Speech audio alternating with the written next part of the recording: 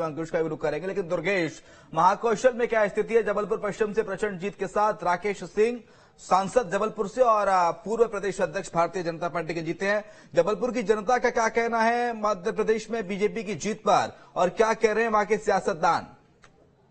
दुर्गेश। बिल्कुल, देखिए मध्य प्रदेश की जनता का क्या कहना, उन्होंने अपने मतों से बता दिया कि किस तरीके से बीजेपी ने प्रचंड जीत मध्य प्रदेश में दर्ज की है।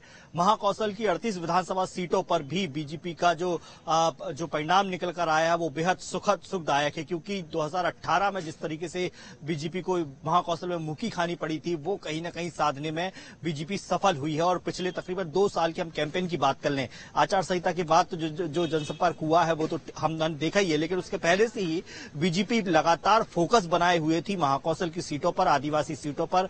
और सबसे बड़ी बात है कि बीजेपी का जो केंद्रीय नेतृत्व था वो भी लगातार आदिवासी सीटों पर, महिलाओं के बीच और महाकौशल की सीटों पर अपनी पकड़ बनाए हुआ था। और यही वजह है कि महाकौशल एक बार फिर बीजेपी के लिए मजबूत गढ़ बनकर साबित हुआ। तकरीबन 22 सीटों पर बीजेपी ने जीत दर्ज की है 38 में से। तो निश्चित तौर पर देखिए, नरसिंहपुर की हम बात करें तो चारों विधानसभा सीट जो है बीजेपी के पक्ष में आई है। कटनी की चारों विधानसभा सीटें जो है बीजेपी के पाले में आई हैं। जबलपुर की 8 में से 7 विधानसभा सीटें जो है बीजेपी के पाले में आ गई, लेकिन बालाघाट थोड़ा सा जरूर निराश हुआ है बीजेपी के लिए। छिंदवाड़ा में तो खाता भी नहीं। बड़ी खबर मिल रही है जहां पर छत्तीसगढ़ विधानसभा चुनाव में बड़ा उलटफेर हुआ है। भूपेश सरकार के 8 मंत्री चुनाव हार गए हैं। मोहम्मद अकबर, शिव डहरिया, रविंद्र चौबे चुनाव हार गए हैं। जयसिंह अग्रवाल, अमरजीत भगत, टीएस बाबा हारे हैं। ताम्रध्वज साहू भी हारे हैं। मोहन मरकाम भी चुनाव हारे हैं।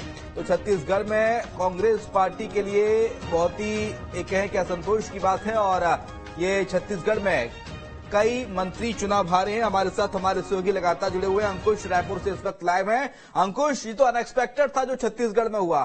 क्या हुआ आखिरकार ऐसा कि टीएस बाबा को भी हार का मुंह देखना पड़ा, दीपक बैज को हार का मुंह देखना पड़ा, ताम्रध्वज साहू को हार का मुंह देखना पड़ा, मंत्री मोहम्मद अकबर चुनाव हार गए? ये तो सोचा ही नहीं होगा संगठन ने भी जो हुआ है।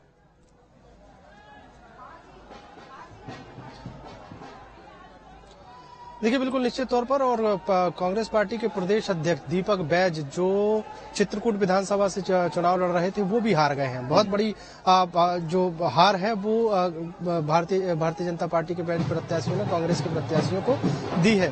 जिस तरीके से एग्जिट पोल आए थे वो एग्जिट पोल जो है पूरे उल्टे साबित होते हुए दिखाई दे रहे हैं। और छत्तीसगढ़ में जिस तरीके से रुझान आए हैं, रुझान में भारतीय जनता पार्टी को पूर्ण बहुमत मिलता हुआ दिखाई दिया है।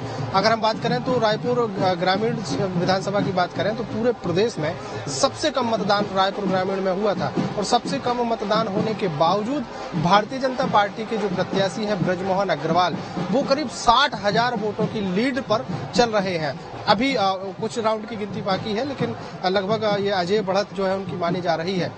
पूरे प्रदेश की ओवरऑल अगर बात करें तो जिस तरीके से हमने अब कई बार चर्चाओं में बातचीत की है कि मुख्यमंत्री भूपेश बघेल के चेहरे को लेकर कोई एंटी इनकम्बेंसी नहीं है, लेकिन कैबिनेट के मंत्रियों को लेकर और अन्य विधायकों के चेहरों पर एंटी इनकम्बेंसी है। ये स्पष्ट तौर पर उस क्षेत्र की